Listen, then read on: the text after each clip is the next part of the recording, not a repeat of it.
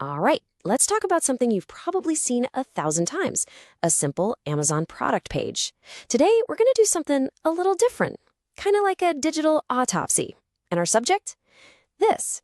This is a strawberry slicer.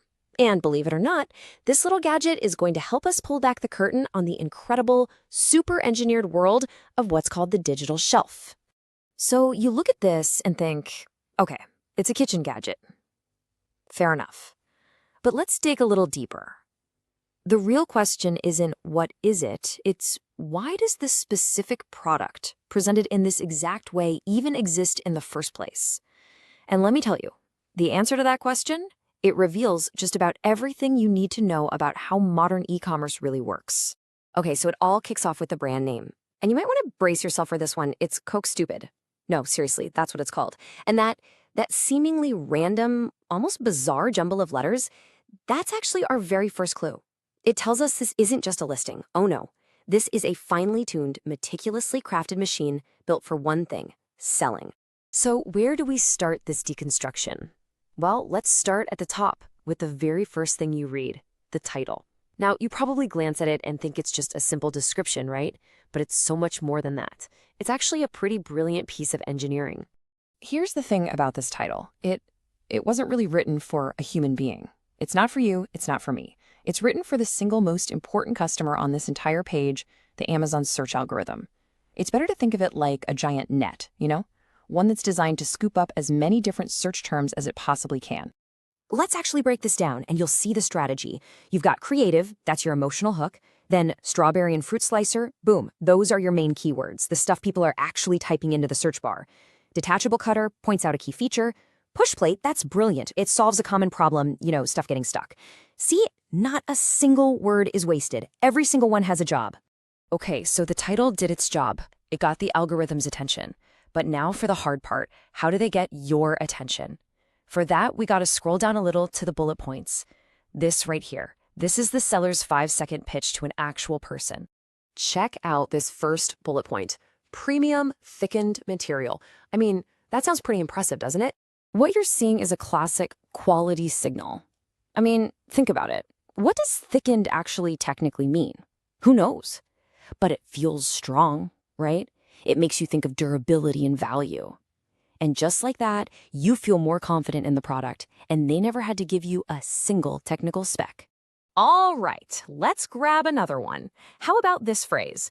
Must-have strawberry slicer kitchen gadget. Seems harmless enough, just a little suggestion. Yeah, but it's not. It's actually a really powerful psychological nudge. By calling it a must-have, they're creating this sense of urgency, a little bit of social pressure. The subtext is basically, hey, every good kitchen has one of these, which makes you feel like your kitchen is incomplete without it. It's fear of missing out 101. And of course, they have to show you how easy it is to use. Look at this, broken down into 4 super simple steps. They're tackling a potential objection head-on. Is this thing going to be a pain to use? Nope. They make the process look completely effortless, which in turn makes the decision to buy it feel effortless too. It's smart. Okay, so at this point, you're probably intrigued. The gadget seems useful, it's easy to use, but are you ready to hit buy? Probably not, because now the page has to do its most critical job of all. It has to make you trust it. It has to convince you this is a safe purchase. And you'll see this number right near the top, 2K plus bought in past month. It's so simple, just a little piece of data. But wow, does it carry a ton of weight? See, our brains are basically hardwired to follow the herd. It's a survival instinct. This is what psychologists call social proof, and it's incredibly powerful.